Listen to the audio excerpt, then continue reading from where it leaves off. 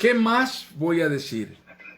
Me faltaría tiempo para hablar de Gedeón, Barak, Sansón, Jefté, David, Samuel y los profetas, los cuales por la fe conquistaron reinos e hicieron justicia y alcanzaron lo prometido, cerraron bocas de leones, apagaron la furia de las llamas, escaparon del filo de la espada, sacaron fuerza de flaqueza, se mostraron valientes y en la guerra pusieron en fuga a ejércitos extranjeros. Hubo mujeres que por la resurrección recobraron a sus muertos. Otros, en cambio, fueron muertos a golpes, pues para alcanzar una mejor resurrección no aceptaron que los pusieran en libertad. Otros sufrieron la prueba de burlas y azotes e incluso de cadenas y cárceles. Fueron apedreados, aserrados por la mitad, asesinados a filo de espada, anduvieron fugitivos de aquí para allá, cubiertos de pieles de ovejas y de cabra, pasando necesidades, afligidos y maltratados. El mundo no merecía gente así. Anduvieron sin rumbo por desiertos y montañas, por cuevas y cavernas. Aunque todos obtuvieron un testimonio favorable, mediante la fe, ninguno de ellos vio el cumplimiento de la promesa. Esto sucedió para que ellos no llegaran a la meta sin nosotros, pues Dios nos había preparado algo mejor. Hebreos 11, 32 al 40. En donde en esto que estamos leyendo hay una conexión con el tema escatológico. En que todos estos protagonistas de la historia sagrada, de los cuales la Biblia nos ha hecho una narración detallada en cada uno de los episodios que les tocó vivir a ellos, todos ellos lucharon, caminaron, emigraron y peregrinaron y lo rindieron todo, renunciaron y fueron siguiendo un llamado, y lo hicieron porque estaban confiados en que vivirían el cumplimiento de una promesa que Dios les hizo. Y cuando leemos hacia el final de esta porción,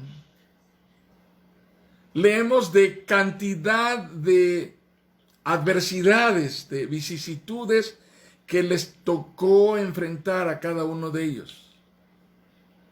Les tocaron a cada y a todos vivir adversidades de gran dimensión. Por ejemplo, está citando, otros en cambio fueron muertos a golpes, pues para alcanzar una mejor resurrección no aceptaron que los pusieran en libertad. Otros sufrieron la prueba de burlas y azotes, e incluso de cadenas y cárceles. Fueron apedreados, aserrados por la mitad, asesinados a filo de espada. Anduvieron fugitivos de aquí para allá, cubiertos de pieles de oveja y de cabra, pasando necesidades, afligidos y maltratados. Y a mí me impacta esta afirmación de Hebreos capítulo 11. El mundo no merecía gente así. El mundo no merecía gente así. Anduvieron miren qué tremenda declaración de Hebreos 11. Anduvieron sin rumbo por desiertos y montañas, por cuevas y cavernas. Y luego agrega, todos obtuvieron buen testimonio favorable mediante la fe, pero ninguno de ellos vio el cumplimiento de la promesa. Y luego afirma, esto sucedió para que ellos no llegaran a la meta sin nosotros. Hermanos, de lo que estamos hablando es de una cosmovisión, una visión panorámica de orden escatológico, de dimensiones magnas que nos permita interpretar los acontecimientos, la historia, los procesos que vivimos, los ires y los venires, las adversidades. Pero en el fondo de esta visión panorámica, en el fondo de esta cosmovisión, como el soporte fundamental de todo ello, la esperanza. La esperanza de la promesa que será cumplida en el tiempo final. Y ese es el escatón. Porque hacia allá apuntó la fe de todos ellos. Y en eso nosotros no somos diferentes a ellos. Si nosotros como cristianos viviéramos en el presente, aspirando a que no nos pase nada desagradable, a que solo tuviéramos que decretar las cosas para que sucedieran, y que sucedieran tal y como nosotros las decretamos. Si nosotros aspiráramos a que nuestra vida se resumiera a solo el hecho de esta forma de certidumbre basada en nuestra propia fe, en la eficacia de nuestra propia fe. Si la estructura de nuestra convicción estuviera sustentada en que todo va a ser resuelto, que todo va a ser benigno, que todo va a ser favorable, que en ningún momento nos vamos a encontrar algo negativo, algún tropiezo, algo adverso, eso no sería el Evangelio. Eso no sería el Evangelio, porque eso no es lo que nuestro Señor Jesucristo nos advirtió. Él fue muy claro, fue muy preciso, fue muy puntual en decirnos, en el mundo tendríamos aflicción. El Señor Jesucristo dijo que el mundo nos aborrecería, que si nosotros verdaderamente caminaríamos con Él, en consecuencia de caminar en acuerdo con Él, lo que recibiríamos sería persecución. De tal manera que en realidad no tendríamos por qué pensar o esperar que tenga que ser diferente. Así que cuando nosotros leemos lo que está escrito en las profecías, tanto en el Antiguo como en el Nuevo Testamento, debemos entender que lo que está escrito, y particularmente lo que tiene que ver con la consumación de los tiempos, nos incluye a nosotros junto con todos aquellos que caminaron, peregrinaron, emigraron y sufrieron, incluso fueron mártires y dieron su vida por la causa antes de nosotros. Y que ahora, cuando nosotros estamos en este momento, en el presente, lo que ellos caminaron y lo que ellos peregrinaron nos sirve a nosotros como un antecedente para saber que la esperanza prevalece a la adversidad. La certidumbre de fe prevalece a la prueba.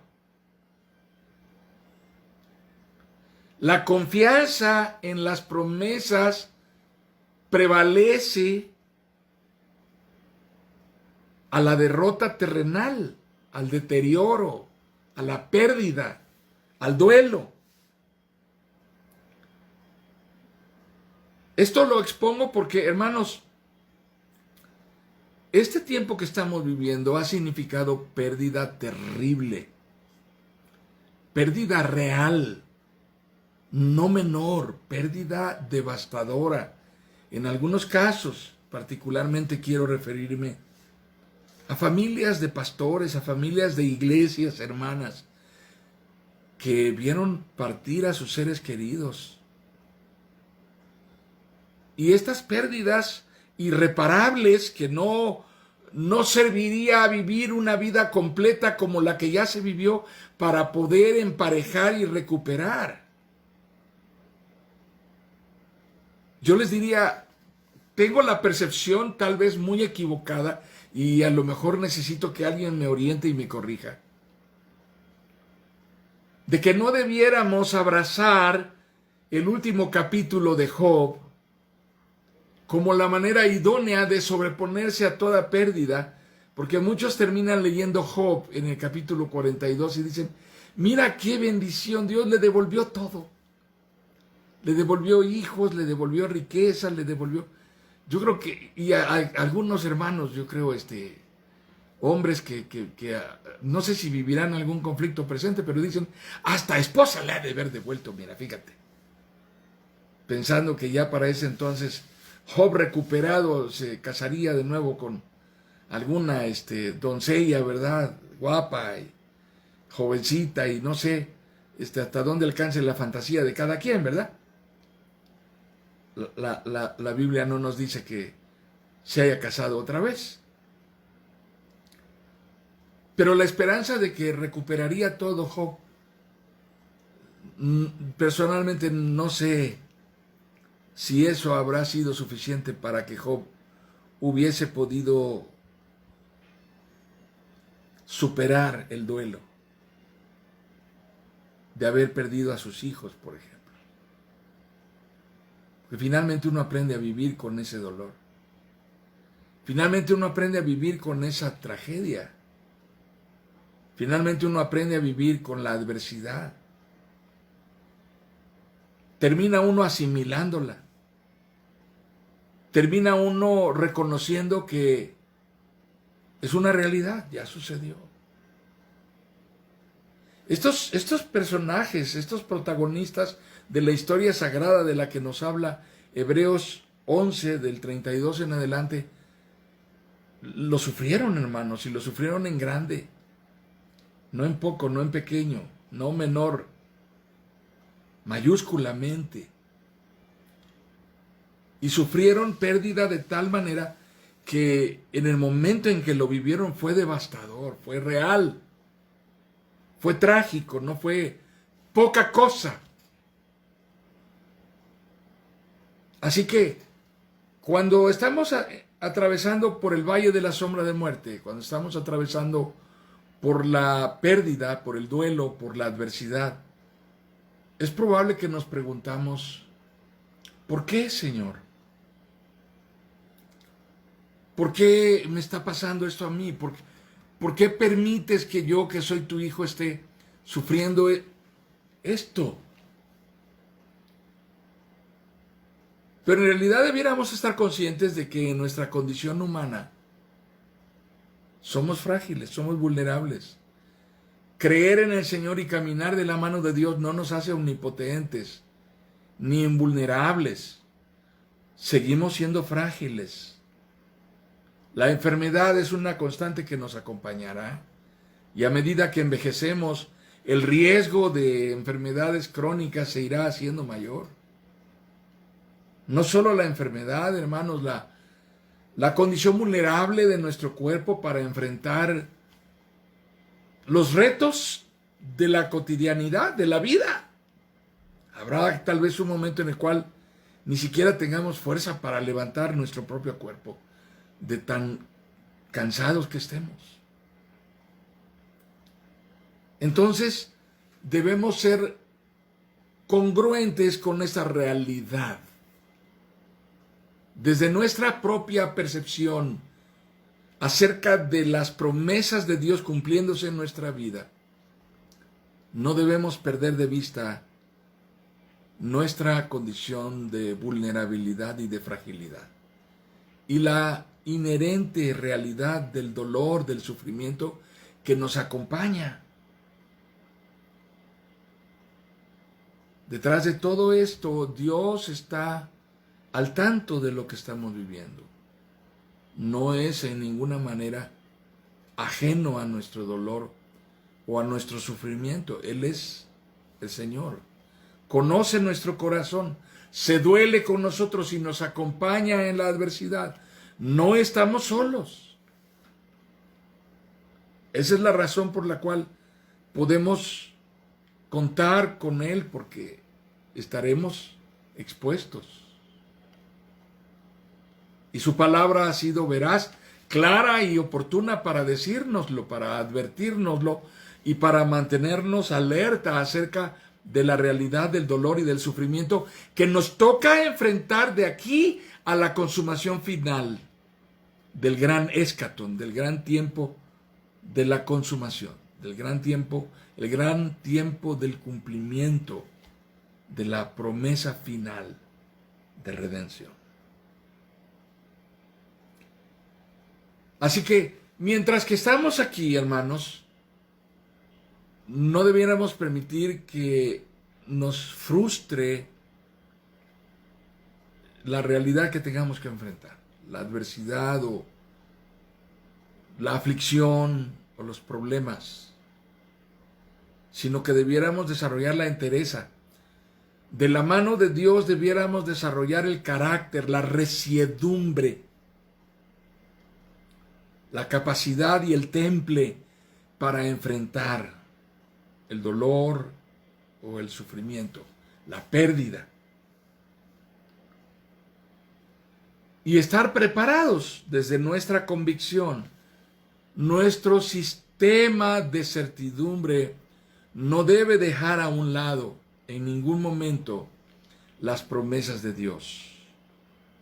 Nuestro sistema de certidumbre no está construido en qué tanto hacemos nosotros. ¿Qué tanto hacemos nosotros?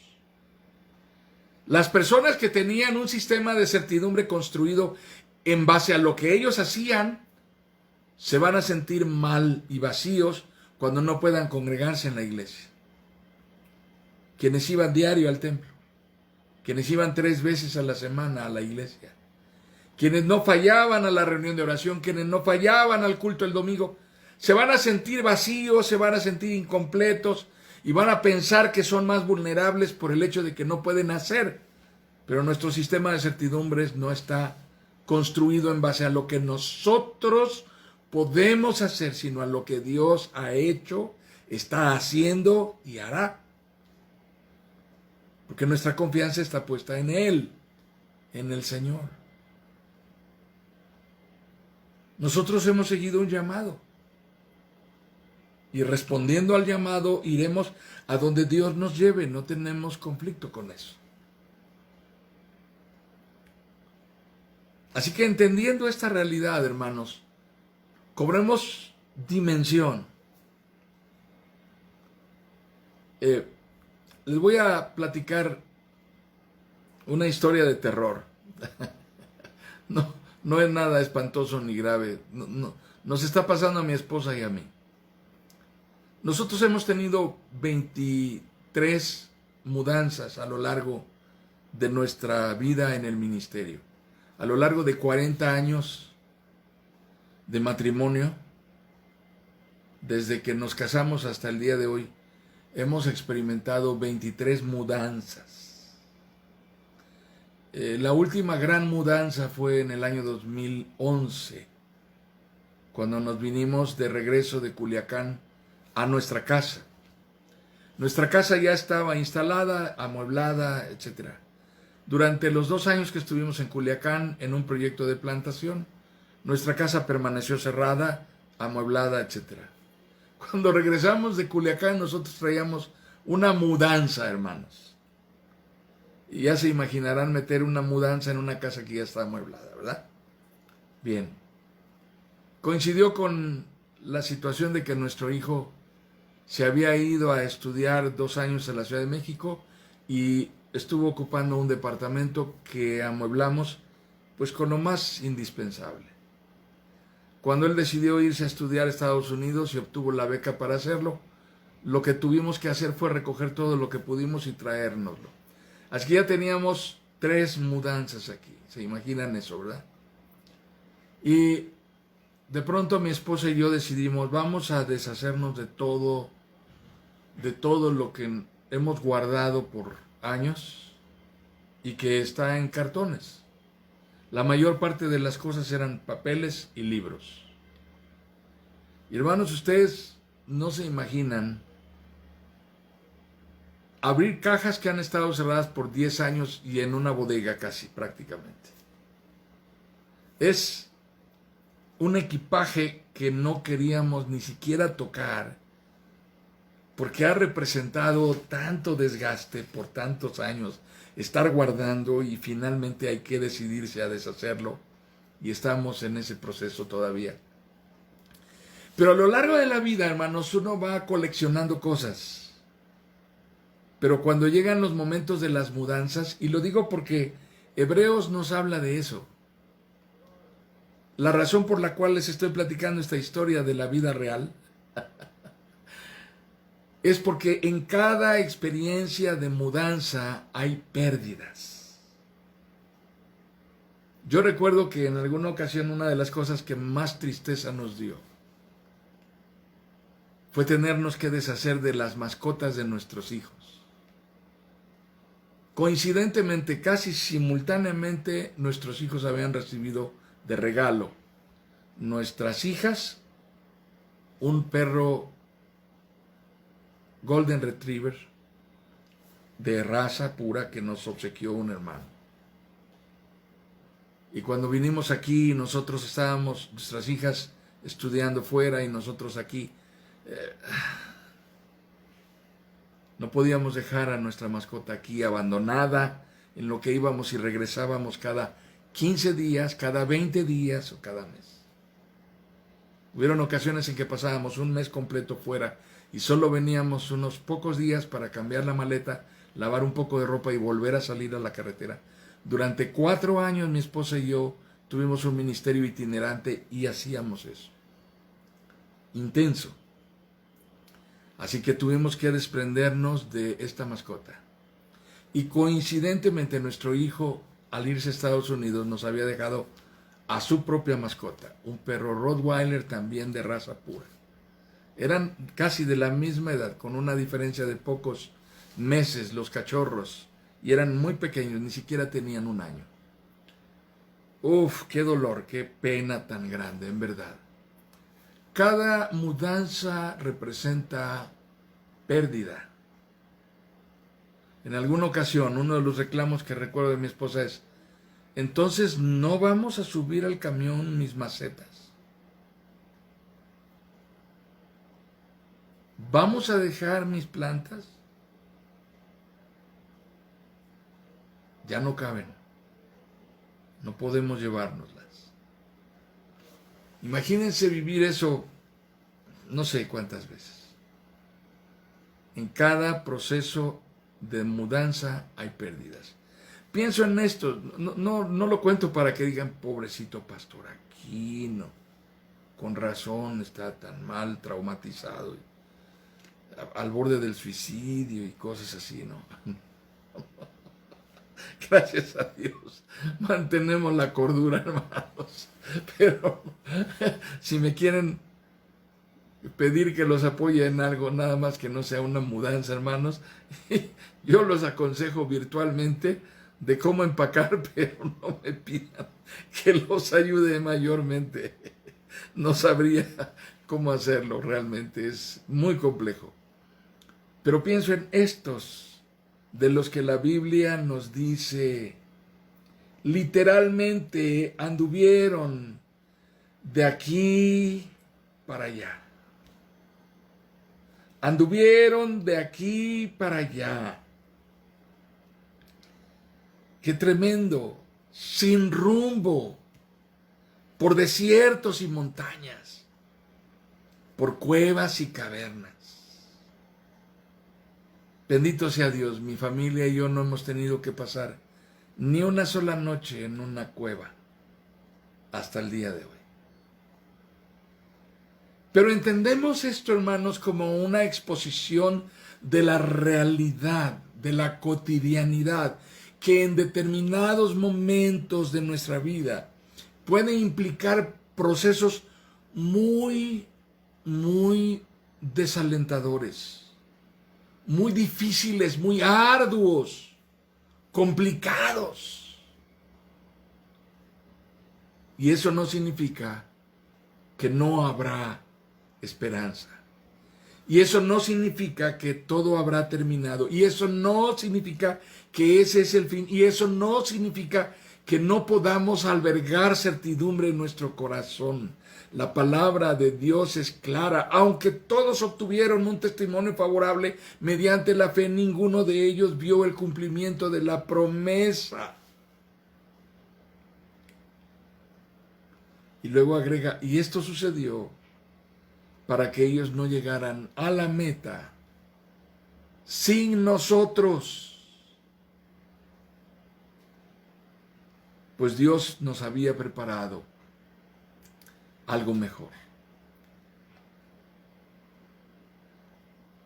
Una de las cosas que hacemos los creyentes es, tratando de entender lo que nos está pasando, es ir a la Biblia. Tal vez ustedes han oído de estos personajes muy famosos en el ambiente evangélico, en las redes sociales. Me refiero al hermano líder de una congregación muy grande en Florida, que se llama Guillermo Maldonado, y su esposa. Acaban de divorciarse ellos. Bueno, están en el proceso de divorciarse. Esto es público, esto ya es.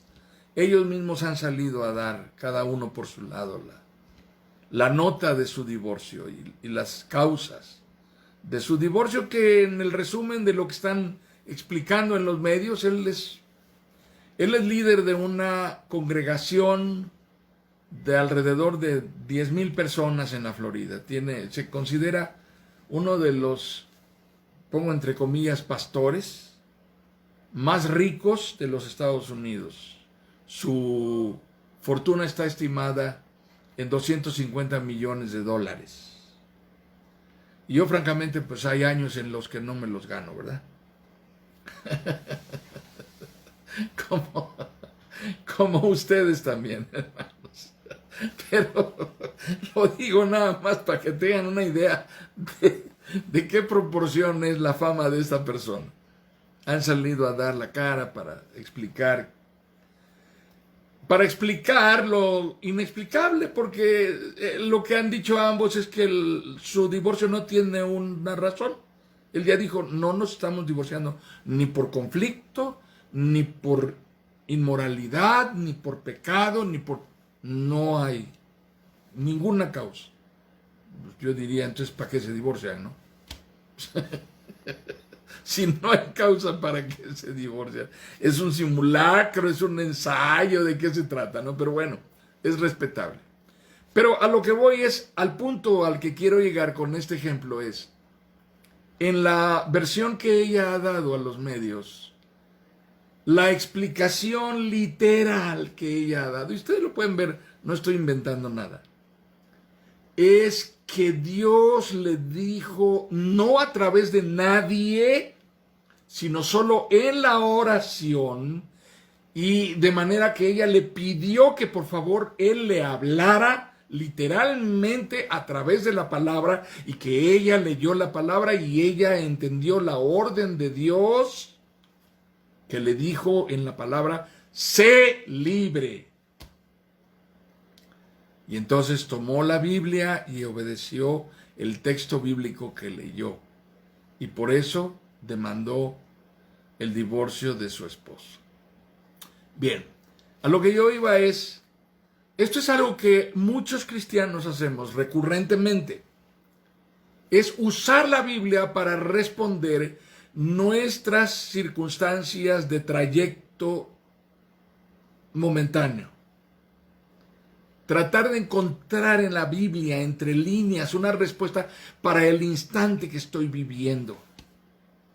Entonces voy a la Biblia y abro en el momento en que estoy viviendo para ver si en la línea que encuentre yo en el texto, Dios me da una orden o una indicación. ¿Golpeo a mi esposa o no la golpeo? Y abro un texto que dice, y fue y lo golpeó, lo golpeó y lo golpeó y golpeó hasta que la puerta se abrió. Pero esa palabra golpeó para mí ya es una revelación. Sí la golpeó. Está bíblicamente sustentada. Cada quien puede, desde esta perspectiva, casi cada quien puede interpretar la Biblia como se le ocurra. Pero esa no es la manera. Y lo digo precisamente porque una de las maneras de aproximarnos a la profecía bíblica es tratando de encontrar respuestas que nos den satisfacción circunstancial y coincidental. ¿A qué me refiero? Ya he leído algunos artículos por allí de algunos escritores que están diciendo que lo que está pasando en este momento en el proceso electoral allá arriba, pasando el río Bravo, está escrito en la Biblia y lo dijo el profeta X, Y y Z, y aquí están los versículos y se está cumpliendo al pie de la letra. Casi leyeron allí Biden o no sé qué cosa. Y yo digo, bueno, ¿qué necesidad hay de forzar a la Biblia a decir lo que yo tengo ansiedad de que la Biblia diga y que la Biblia no quiere decir? Porque no fue escrita con ese propósito. Así que lo que yo tengo que entender es que mi manera de acercarme a la palabra de Dios debe ser diferente. Yo debo entender la palabra de Dios desde la perspectiva de la palabra, porque la perspectiva de la palabra para comprender la palabra es la voluntad de Dios. De otra manera, lo que yo estoy haciendo es imponer mis criterios a la palabra y hacer que la palabra diga lo que yo quiero que diga. Es algo que hacemos habitualmente cuando subrayamos ciertos textos bíblicos y otros no. Los textos bíblicos subrayados, yo lo hice por muchos años, hermanos, soy honesto. Durante una etapa importante de mi vida yo tenía una Biblia multisubrayada y multianotada, y qué bueno que los cristianos tengamos donde anotar lo que leemos en la palabra y pongamos signos que nos refieran y nos hagan volver a ciertos pasajes, a ciertas porciones de la palabra de Dios. Pero yo tomé la decisión en algún momento del trayecto en mi vida de dejar de subrayar mi Biblia. Porque pensé, cada vez que yo subrayo una porción bíblica, lo que yo estoy diciendo es que esto es lo que me gusta más de todo lo que leí. Y en el fondo de esa actitud, de esto es lo que más me gustó de todo lo que leí, hay un proceso de descalificación de lo que no me gustó. Pero yo no puedo actuar así frente a la palabra de Dios. Yo no puedo asumir que hay cosas de la palabra de Dios que yo apruebo y otras que no apruebo. Hay cosas de la palabra de Dios que subrayo porque esas sí las voy a hacer y otras que no subrayo porque no las voy a hacer. Así que no puedo yo asumir una actitud en donde yo filtro lo que Dios dice y tomo de lo que Dios dice lo que a mí me interesa, me conviene y me agrada, y desecho lo que no me agrada, lo que no me conviene y lo que no me interesa. Si cuando tú subrayas una porción de la Biblia, no lo haces movido por algo interior que te dice, hazle caso a esto, a lo demás no. Puedes subrayar tu Biblia, lo respeto. Pero la tendencia natural es a memorizar solo las porciones que de alguna manera siento que me están favoreciendo. Entonces yo tomaré Deuteronomio capítulo 28 y subrayaré, y serás cabeza y no cola, y bendito serás en tu entrada, y bendito en tu salida, y bendito en tu casa, y en tu trabajo, y en tu parcela, y en tu crianza, y qué bonito y todo eso, y maldito cuando hagas, y maldito, y nada de eso subrayo, porque nada de eso es lo que me agrada. Filtro todo eso, lo dejo a un lado y solamente dejo lo que me gratifica. Y allí hay un riesgo muy grande. Y una de las cosas que en nuestra tendencia por filtrar hacemos es leer la profecía queriendo hacer la cuenta de los días para adivinarle a Dios, atrapar a Dios en la hora y en la fecha y estar prevenidos, porque ahí está escrito, Él lo dijo. Entonces súmale aquí y agrégale acá, y mira, y acá en Apocalipsis dice tantos días, y el milenio ya son 1000 y feria, y no van a ser todos, nada más 144, y saca la cuenta bien y súmale, réstale. Hermanos, toda la aritmética, toda la matemática, toda la álgebra, la trigonometría, la geometría, los cálculos analíticos, diferenciales y estadísticos no nos van a dar la respuesta. El Señor Jesucristo dijo, el día y la hora nadie lo sabe sino aquel a quien el Padre se lo quiera dar. Ni siquiera el Hijo lo sabe. Lo dijo Jesús. Por tanto, velad. Estén en guardia. Entonces, entendiendo esto con claridad, tengamos una certidumbre fundamentada en la veracidad de Dios. Tengamos una certidumbre fundamentada en la fidelidad de Dios.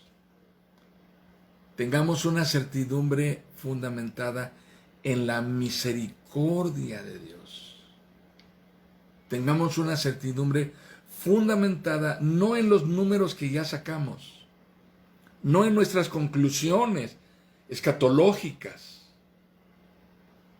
Tengamos una certidumbre fundamentada en el carácter y la naturaleza del Dios de la promesa, que es el Dios que nos llamó. Esto fue lo que hicieron estos protagonistas de la historia, de las grandes migraciones, de las grandes pérdidas, de las devastadoras vidas de derrota que terminaron sin haber visto cumplida la promesa. Pero confiaron en el que llamó, creyeron al que los llamó, abrazaron la promesa hasta el final, aún sin poderla ver cumplida. Y tuvieron gozo y esperanza, a pesar de todo. Nosotros estamos concluyendo nuestro estudio de Hebreos, y Hebreos capítulo 11 particularmente, es un estudio con un profundo trasfondo escatológico, que nos habla de esperanza en medio de la adversidad. La iglesia para la cual fue escrita la carta a los hebreos es una iglesia que está siendo azotada por la persecución, y algunos creyentes han abandonado la fe. Otros han apostatado de la fe con tal de salvar sus propias vidas, con tal de no sufrir pérdida. No estamos viviendo tiempos fáciles, hermanos. Es probable que incluso aquellos quienes descalifiquen nuestra fe y cuestionen nuestra certidumbre, nuestra convicción bíblica arraigada en Dios, no sean extraños. No sea el Estado, ni sea compañero de trabajo o el vecino, no sea la cultura predominante de apostasía, de paganismo, de perversidad, de liviandad, de libertinaje. No, es probable que no sean esos los que vengan y cuestionen nuestra fe, no sean esos los que vengan y pongan tela de duda sobre nuestras convicciones, sino sean los de nuestra propia casa, los que engendramos, los que se volteen contra nosotros y nos digan, ¿a poco de veras crees eso? Es que a mí no me late. Yo no lo creo. Así como tú. No me nace. No siento nada.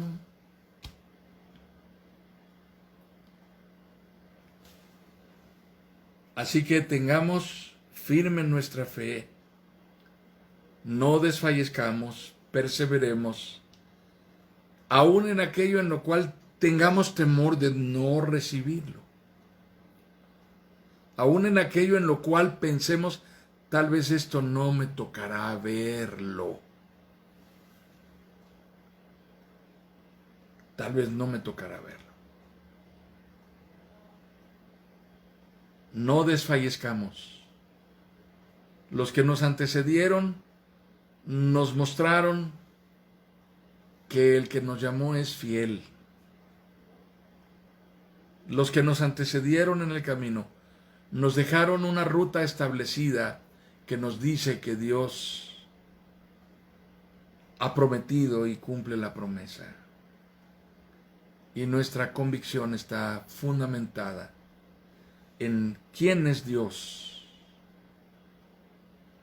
cuál es su carácter de fidelidad, cuál es su determinación de tratar con nosotros por medio de la gracia, por el sacrificio de su Hijo Jesucristo y no por lo que nosotros hayamos hecho.